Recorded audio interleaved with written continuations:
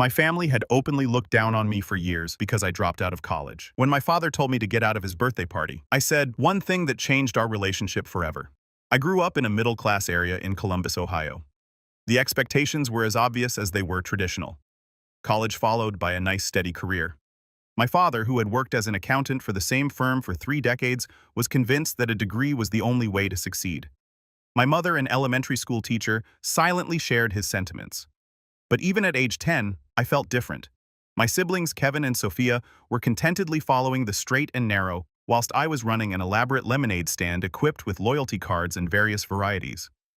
By the age of 14, I was fixing computers for neighbors at a quarter of the cost of the local stores. My folks simply saw them as adorable hobbies. "You needs to focus on academics," my father would say during supper. "These games won't pay the bills when she grows up." High school passed in a rush.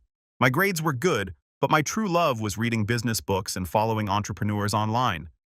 While Kevin and Sophia piled up outstanding extracurriculars for college applications, I started an online company selling personalized phone cases that I developed myself. I earned about $2,500 before graduating. To please my parents, I enrolled in community college. A single semester. That was all it took to reinforce my gut instincts. This regimented setting, these instructors who had never run a real business. It all felt like a prison. When I addressed my parents about dropping out, the argument lasted several days. "You will throw your life away," my father yelled, his cheeks flushed. "No child of mine will be a college dropout working minimum wage jobs forever." Nevertheless, I left. I was 18 with only $2,500 saved from my many side hustles and ready to wager on myself. The first few months were terrible. I rented a little flat in a sketchy neighborhood, the type where you never did laundry after dark. I survived on ramen and inexpensive foods while working 18-hour days on my e-commerce site. My first 3 business ventures were all failures. I lost money in a dropshipping venture. My social media management service failed due to underpricing, and my handmade jewelry was unable to scale. Each failure felt like a hit in the belly, but it also taught me a hard lesson. I learned about supply chains, client contracts, and scalability through first-hand experience rather than textbooks. When I met Isabel, my life changed. She was 20 years older and had several successful exits under her belt. And she noticed something in me that my family never did. She became the mentor I urgently needed, providing me real business advice without passing judgment on my lack of a degree. "Education comes in many forms," she informed me over coffee. "Some of the most successful people I know learn by doing, not sitting in classrooms." At 21, I debuted my refined business plan with Isabel's guidance, an e-commerce platform that connected small American manufacturers with customers looking for locally manufactured products. The timing was ideal, riding a wave of enthusiasm for supporting small firms and home production. The early days demanded all. My modest apartment became a temporary office. My futon functioned as a couch, and I worked until 5 a.m. till 11 p.m., managing everything from website coding to customer support. 8 months had passed when the breakthrough happened. A well-known lifestyle blogger featured one of our artisan partners and orders came in. It was chaotic in the best sense. I worked for 72 hours straight, fulfilling orders and improving our website. That single feature generated $12,500 more than I'd ever seen in my account. I excitedly called my parents. My father responded with wary skepticism. "That's lovely, honey, but it's probably only temporary. You know you may always return to college once this thing has run its course." His words stung, but they also sparked fire. I'd show him wrong, not through arguments, but with undeniable success. The following 6 years were a world of constant expansion and new problems. My platform, Heartland Made, has grown from 27 artisan partners in 3 states to over 400 across all 50. Every step of development resulted in a new fire to put out. Our server failed during a large promotion. I remained up 48 hours with developers personally responding to consumer emails. A larger competition attempted to grab our top sellers. I drove to visit with each one, fostering relationships and boosting our commission. The most challenging period came in year 2, when cash flow nearly choked us. We were growing too quickly with inventory demands surpassing sales. I went without compensation for 4 months, downsized to an even smaller flat, and obtained longer payment terms. Those months taught me financial discipline, which will be important. Milestones added up. Our initial office had 3 employees and generated over $1 million in annual revenue. Following everyone's departure, I celebrated alone in my office with a single glass of champagne. Throughout it all, I kept my burgeoning success hidden from my family. They knew I had an internet business that was going well, but I was always downplaying its true size. Their first discouragement had built a barrier I couldn't overcome. Part of me hoped they'd ultimately ask thorough questions to demonstrate true curiosity, but such conversations never happened. Despite their lukewarm support, I never ceased assisting them financially. When my mother was diagnosed with breast cancer in year 4, I discreetly paid the $75,200 in medical bills that her insurance could not cover. My father described a lucky insurance payout that saved them. He never suspected. My brother Kevin required $41,000 for a down payment on his home. I produced a family loan and a second account that appeared to be from a distant relative. He gladly accepted the money and continued to make comments about my need for a real job with benefits. My sister Sophia's fantasy wedding was dashed when her fiancé lost his job.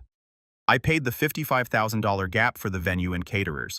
Sophia knew the money was from me, but at family events, she'd downplay it by mentioning my small online firm, which had a successful year. The gap between my actual success and my family's perspective was causing a deep internal turmoil. By day, I was leading strategy meetings for a multi-million-dollar company, making decisions that impacted hundreds of partner businesses and negotiating with big retail chains. By night, I was receiving texts from family members who regarded me as if I were a college dropout who happened to get lucky with the internet. My company's headquarters grew to a full floor in a downtown office building with 37 full-time employees. Our valuation is $21 million based on a Business Insider profile. I retained majority ownership, even declining takeover proposals that would have made me wealthy but cost me control of my vision. As my father's 60th birthday neared, I reached a conclusion. It was time to be honest, not to brag, but to finally overcome the preconceptions and possibly win the respect I had been pursuing for years. I bought a significant gift, a fully funded retirement investment account, which I intended to present along with the truth about my company at his dinner. I prepped my speech the night before. I wasn't the same insecure 19-year-old anymore. I was a successful entrepreneur who provided possibilities for hundreds of American manufacturers and dozens of employees. Surely that would earn my father's respect and alter the way my family perceived my unique route. I couldn't have been more wrong. The evening of his birthday began well enough. Their residence has the same furniture and photos. The sole new item was a giant television Kevin had purchased, which was prominently displayed as his donation. My mother showed me her normal controlled tenderness, a short hug and pat. "You look nice. Did you cut your hair?" It was the same haircut I'd had for 3 years. Kevin and his wife arrived dressed smartly and exuded upper-middle-class status. Sophia and Matteo followed, and Sophia immediately began telling anecdotes about her rise at the accounting firm. "Following in Dad's footsteps, the partners are hinting I might make junior partner next year," she told me, youngest in firm history. I received no questions regarding my work during the pre-dinner chat. When Matteo suggested an e-commerce piece, Kevin quickly shifted the focus to his son's minor league accomplishments. Dinner was Mom's traditional pot roast served on fine china. My father, seated at the head of the table, accepted comments on his youthful appearance. "65 looks good on you, Dad," Kevin added, raising his glass. "Here's to another 20 years at least." Dessert was served and the timing felt right. I'd waited patiently for neighborhood gossip, Kevin's children's triumphs, and Sophia's vacation plans. Nobody had asked a single inquiry concerning my life. Dad, Mom, everyone. I said, my heart hammering despite my seeming calm. I wanted to share some news about my company. My father nodded immediately, reaching for another slice of cake. Heartland Made was recently valued at $21 million. I told you. We've received several acquisition offers, and I was featured in Business Insider and Entrepreneur magazine last month. The stillness that followed seemed interminable. My mother froze her fork halfway to her lips. Sophia shared a short, surprised look with Matteo. Kevin just stared. My father was the first to comment, and his tone was completely contemptuous. What exactly does that mean? These internet businesses use all sorts of funny math to come up with these valuations. I kept my cool, describing in simple terms how business valuations worked our revenue streams and our growth. I highlighted our office, 37 workers and connections with more than 400 American manufacturers. Kevin cut me off before I finished. "So you got lucky with this online thing?" "That's great, but some of us have been building real careers with actual qualifications." He stressed qualifications, and his wife nodded in agreement. "It's not luck. I said, my tone calm but forceful. It's 7 years of working 18-hour days, solving complex problems, building something meaningful. We've helped save dozens of American manufacturing businesses that were on the verge of closing. My mother eventually spoke, her tone uncertain. That sounds impressive, dear, though I still wish you had finished your degree. Even in this business, education is important. My patience was growing thin, but I pressed on. Actually, I brought something for Dad. I handed him an envelope holding the papers for the retirement account I had funded. I wanted to make sure you both had a comfortable retirement. My father opened it. Instead of appreciation, his cheeks heated, his expression darkening, resembling rage. What is this supposed to be? Some kind of charity? He dropped the papers on the table. We didn't raise you to throw money around like you're better than everyone. That is not my intention at all, I stated. I just wanted to help the same way I helped with Mom's medical bills, Kevin's house down payment, and Sophia's wedding. 3 heads raised at the same time. You? My father asked, his voice rising. That was all you? Sophia felt humiliated. Kevin's visage hardened into something unpleasant. My mother only looked puzzled. You've been secretly paying for things behind our backs. Playing the big shot with your internet money. I was just trying to help. I said, my voice lower than I intended. I never wanted recognition, I just wanted to support the family. Support, Kevin asked, scoffing, by making us feel like charity cases. Some of us work honest jobs with actual degrees, not getting rich quick with online schemes. It's not a scheme, I maintained, feeling the debate get out of hand. I built a legitimate business that helps American manufacturers. We employ dozens of people with good salaries and benefits. My father stood up, letting his napkin fall to the floor. You drop out of college against our advice, disappear into your little internet world, and now you come back throwing money around like you have all the answers. That's not what I'm doing, I argued, trying to keep my voice calm. You think your money makes you successful? He asked, his voice rising even higher. You are still just uneducated trash who got lucky. Anyone can get lucky. The room went silent. My mother gasped slightly, but she said nothing in my defense. Kevin stared down at his plate, a sickening smile playing on the corner of his lips. Sophia seemed caught between embarrassment and agreement. Henrik, my mother finally said, too late, and quietly to matter. No, my father insisted now, completely agitated. I have worked my entire life the right way. I got an education, built a respectable career, raised a family. I will not be shown up in my own home by my dropout daughter. I arose slowly, collecting my handbag. I should go. Yes, you should, my father retorted. Get out of my house, you lowlife. Your money does not make you part of this family. We have standards.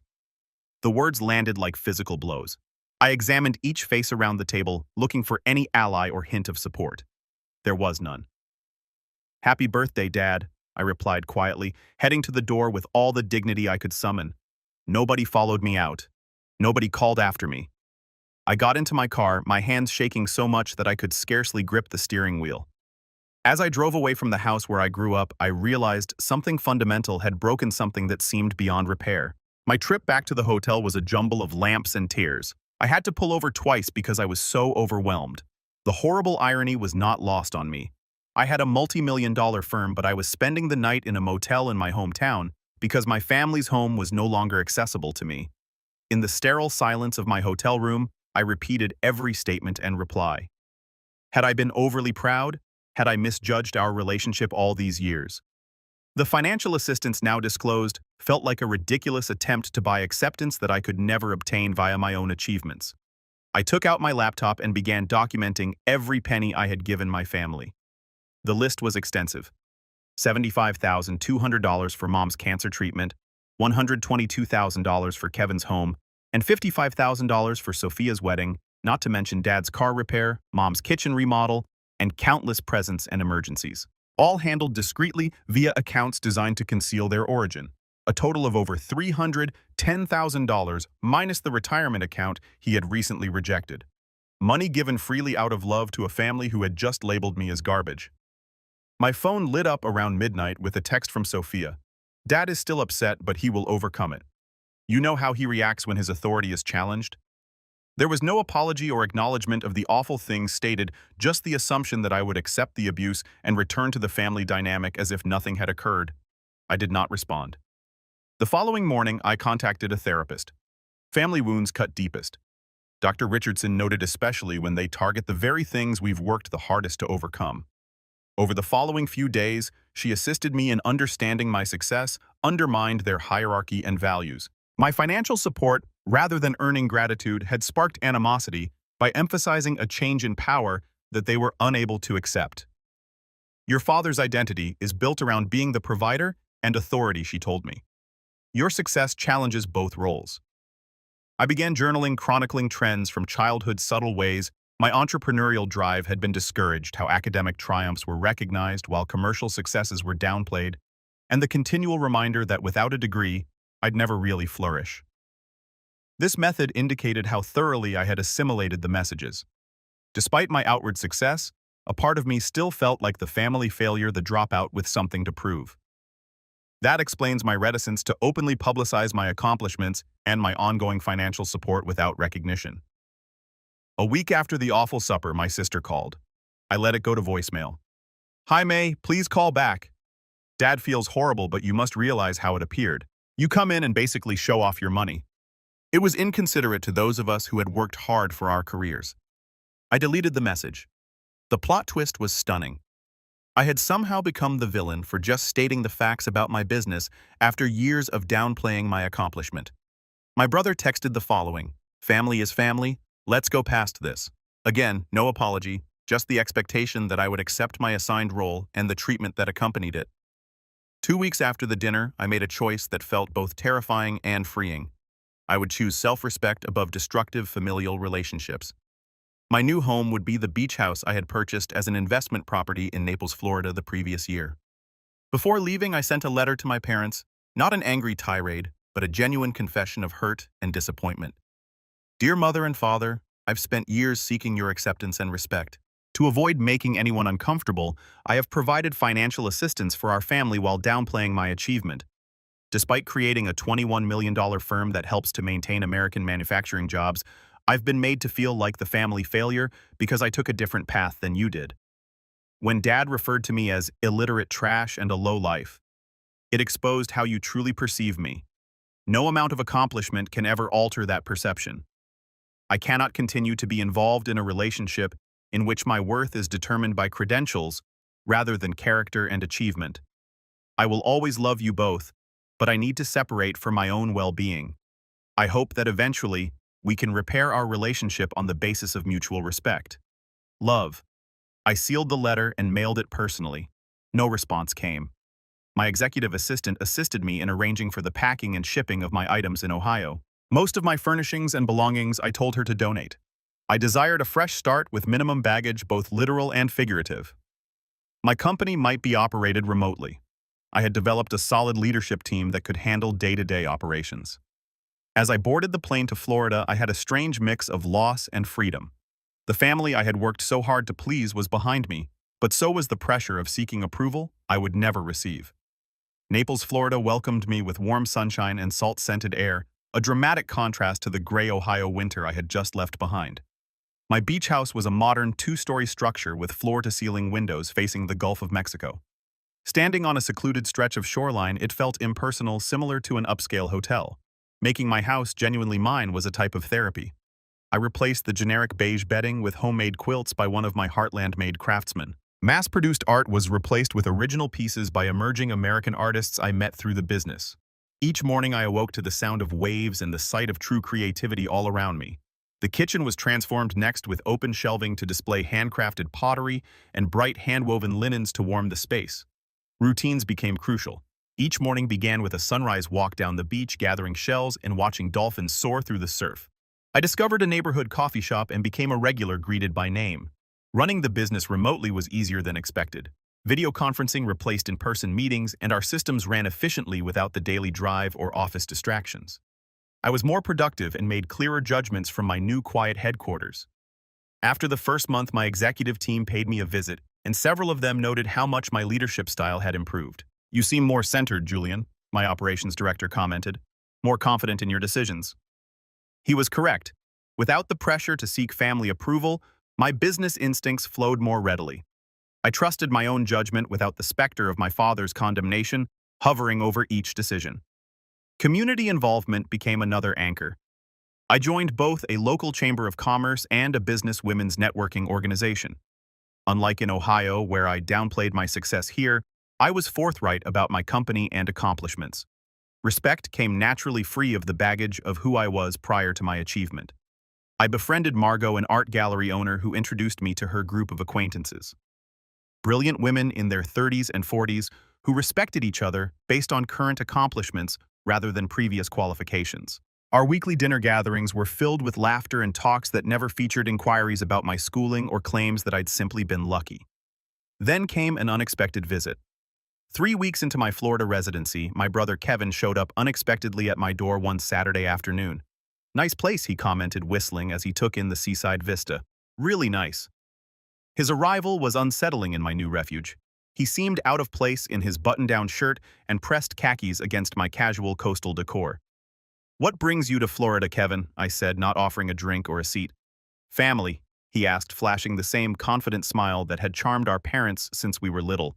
"And I could use some advice about an investment opportunity, possibly a loan to get in on the ground floor." Some patterns were too predictable to be unexpected. Without my parents to watch, his illusions swiftly dissipated. This was strictly a financial visit. "I'm not making any loans to family members anymore," I stated firmly. "That chapter is over." His visage darkened. "So that's how it is. You move to your beach mansion and forget where you came from. Dad was right about you. Dad called me uneducated trash and kicked me out of his house," I told him later. "Is that what you came here to reinforce?" Kevin retreated fast. "He didn't mean it like that. You know how he gets. Family fights happen." "That was not a fight," I responded. "It was a revelation. Now, if you'll excuse me, I have plans this afternoon." After showing him out, I sat on my terrace watching the surf, oddly unshaken by the experience. The boundaries I was establishing felt proper, even though they were difficult to implement. That evening, I made an important decision. I called my lawyer and set up an anonymous scholarship fund at the community college I had briefly attended. The Jaime Morrow Entrepreneurship Scholarship would offer complete tuition and mentorship to 5 students each year who displayed entrepreneurial potential but lacked standard academic advantages. Make sure the selection criteria focus on demonstrated initiative and creative problem solving, not grades, I told her. And find mentors who have built actual businesses, not just taught business classes. As the weeks passed, my place genuinely felt like home. I created a garden of native Florida plants that attracted butterflies and hummingbirds. I got Otto, a mixed-breed rescue dog, who joined me on beach walks and slept at the foot of my bed. His simple affection was a constant reminder of how relationships should feel. I experienced unexpected calm and solitude, free of the continuous looming fear of family criticism. I uncovered aspects of myself that had been overshadowed by stress. I took a pottery class and was lousy at it, but enjoyed the meditative process. I attempted paddleboard yoga, spending more time in the water than on the board, but laughing through each try. 3 weeks became a month and then 6 weeks. The anguish of familial rejection persisted, but it became less sharp, more like an old hurt that occasionally ached than a new wound. I was creating something fresh here, not simply a home, but an authentic existence based on my ideals rather than someone else's expectations. Then came an unforeseen revelation that would bring my family's narrative full circle in ways I never imagined. The Naples Business Journal was not a publication I usually read, but Margot texted me early one morning and insisted I get a copy. Page 3. "You're going to want to see this." There I was, pictured on my deck with the Gulf of Mexico behind me, with the headline, "E-commerce innovator brings multi-million-dollar business to Naples." The writer had done her research outlining Heartland Made's rise from startup to a $21 million valuation, our effect on American manufacturing, and my recent entrepreneurial scholarship foundation. The story presented a considerably more thorough image of achievement than anything I had seen in my hometown media. "I didn't authorize this," I informed Margot when she called to congratulate me. "Public records," she clarified. "Property transfers, business registrations. Once they knew you were here, the rest was easy to piece together. Besides, it's a great article." She was correct. The piece was well-researched and flattering, emphasizing business accomplishments. I didn't think much about it until the next week when my phone began to light up with social media notifications. The article was picked up by numerous larger business publications and then widely shared on LinkedIn and Facebook. Former high school classmates immediately recalled our bond. Teachers claimed they had always recognized my potential. The most startling messages came from small business owners in my hometown congratulating me for demonstrating what was possible without pursuing established channels. "You motivated me to finally start my business," one wrote. Another said, "If you can develop something that substantial without a fancy degree, then perhaps my proposal has validity as well." The local newspaper in my city even carried a condensed version of the article, with an additional angle: local entrepreneur has national influence. The irony was not lost on me. The same community that had discreetly reinforced my parents' disappointment suddenly recognized me as a hometown success story. My family eventually discovered the full depth of my accomplishment as a result of the media's ripple effect. The first hint was a friend request from my cousin Greta, followed by several additional extended family members who had previously expressed little interest in my life. Then my mother texted me, "I saw the article about your company. Very impressive, my dear. Dad and I are quite proud." No mention of his unkind words, no acknowledgement of the schism, just a casual claim of pride that had been noticeably absent while I sat at their dinner table. My father's voicemail arrived the following day, his tone deceptively cheerful. "Hi, May. Big news about your company in the paper. Always knew you had it in you. There seems to have been a misunderstanding last time we spoke. Call me back when you can." A misunderstanding. That was how he described calling his daughter illiterate trash and kicking her out of the house. 3 days later, my mother texted again. "We are thinking of visiting Florida next month. I would love to see your new place. Let us know if that works for you." The message struck like a stone in my gut. 6 weeks of mending, of creating a new life free of their judgment, and now they wanted to simply show up at my door as if nothing had occurred. I did not answer immediately. Instead, I arranged an emergency appointment with Dr. Richardson. "You have several options," she recommended. "You can decline the visit entirely. You can agree, but set strict boundaries, or you can see this as an opportunity for honest conversation that might lead to healing, though that requires their willingness to acknowledge the harm done." After careful consideration, I wrote my mother, "You and Dad are welcome to visit, but we need to have an open discussion about what happened at his birthday dinner before we can proceed. Please let me know whether you're open to that kind of conversation." Her response was quick. "Of course, dear. We just want to get this behind us and be a family again." That language bothered me, the desire to put this behind us, without confronting it squarely. But I did confirm dates for their visit the following month. As the day neared, I prepared physically and emotionally. I arranged for them to stay at a neighboring hotel so that I could maintain my privacy. I role-played difficult conversations with Dr. Richardson to practice setting limits without becoming defensive. My parents arrived on a lovely Tuesday afternoon. I met them for lunch at a seaside restaurant, which provided a public atmosphere to help temper the initial meeting. They appeared smaller, less threatening than they did in Ohio. My father's confident demeanor seemed diminished, and my mother appeared more nervous than I remembered. Despite the coastal environment, they both dressed formally.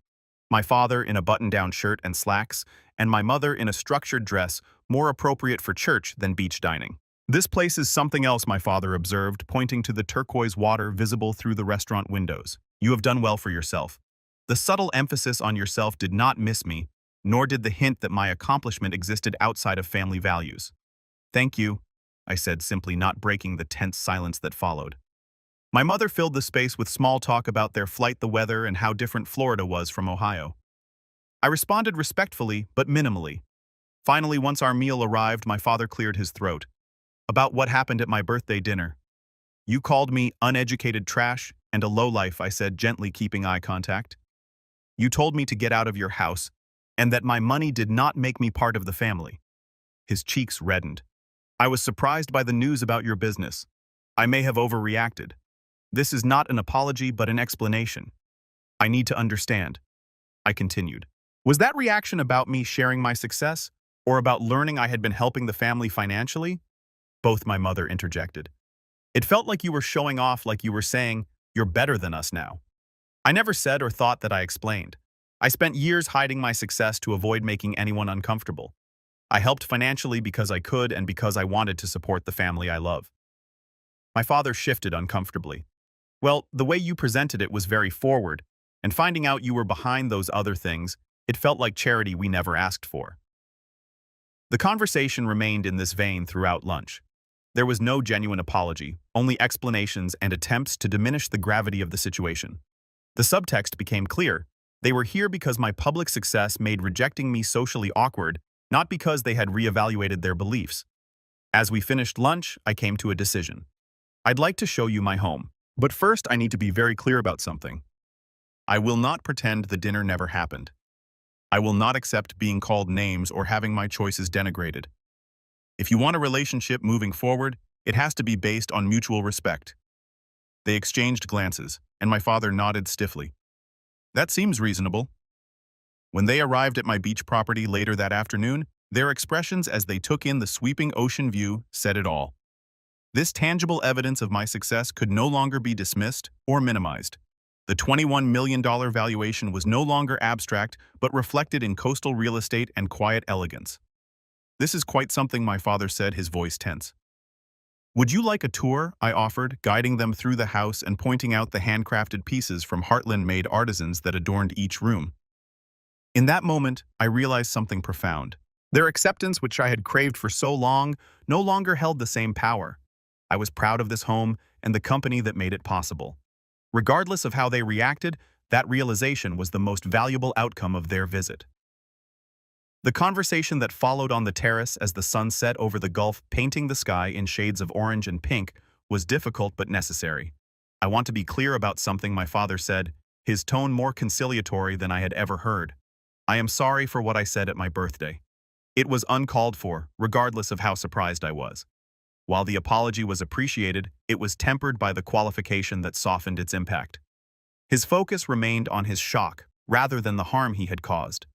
What hurt most, I said quietly, was that those words revealed how you truly see me despite everything I have built. My mother reached across the table without quite touching my hand. We have always been proud of you, Hamie. We just worried about your future without a degree. My future is here, I said, gesturing to the home and the business that made it possible. I built it without a degree, but with 7 years of relentless work. That deserves respect, not condescension. My father shifted again. The business world can be fickle. Companies rise and fall overnight. We just wanted security for you. I understand that concern comes from love, I replied. But there is no guaranteed security in any path. Many people with degrees struggle, while others without formal education thrive. What matters is recognizing that there are multiple valid paths to success.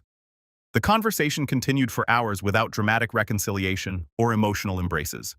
Instead, we reached a tentative understanding, a beginning rather than an end. Moving forward, I said as the evening concluded, I am open to rebuilding our relationship, but with firm boundaries. I will not accept being demeaned for my educational choices or having my success reduced to luck. My parents agreed, though my father's smile remained tight. My mother seemed more reflective, perhaps recognizing her role in enabling the family dynamic. After they returned to Ohio, I reflected on the visit and the journey that brought me here. Healing was far from complete, but meaningful progress had been made. In the months that followed, I limited contact with my parents to weekly calls, which slowly became less strained. My relationship with my siblings evolved differently. Sophia eventually offered a genuine apology, and we cautiously rebuilt an adult relationship. Kevin remained distant, offering occasional holiday messages without addressing the harm done. My own healing continued through therapy. Dr. Richardson helped me recognize how family trauma had shaped my drive for validation through achievement and financial generosity. Success is not a substitute for self-worth, she reminded me, and family approval cannot be bought. That realization led me to set stronger boundaries in all relationships. I grew more comfortable speaking openly about my success without minimizing it. I learned to give out of genuine generosity rather than a need for acceptance. The Entrepreneurship Foundation became the center of my philanthropic efforts. Beyond scholarships, I launched a mentorship program connecting successful entrepreneurs without traditional credentials to students facing similar barriers. Watching their growth brought deeper fulfillment than any family validation ever had. My circle of friends in Naples expanded into a chosen family built on respect and authenticity. Our weekly gatherings filled a void I hadn't known existed. The beach house continued to evolve, each room reflecting my values and identity. The garden flourished. Otto gained a companion when I adopted Freya, a senior retriever others had overlooked. Running Heartland made remotely proved so effective that I expanded flexible work policies company-wide, boosting productivity and employee satisfaction. 1 year after moving to Florida, I hosted a dinner party for my new friends. As we sat on my deck watching dolphins play in the sunset, I reflected on how far I'd come. From that painful night at my parents' table, to this life of chosen connection, Margot raised a glass to having the courage to choose respect over obligation. Her toast captured the lesson of my journey. Family matters, but not at the cost of dignity. Success is not measured by degrees, but by impact and integrity. Most importantly, I learned that forgiveness does not require forgetting or enduring continued harm. True forgiveness means releasing resentment while maintaining healthy boundaries. My story, like all stories, continues to unfold. My relationship with my parents remains complex, sometimes improving, sometimes slipping back. I hold my boundaries with compassion and firmness, accepting that full understanding may never come, but refusing to sacrifice my self-worth in pursuit of it. If my experience proves anything, it is that your value is not defined by others' judgments, especially when rooted in outdated beliefs. Success takes many forms, often unexpected, and the most painful rejections can lead to the most authentic and fulfilling futures.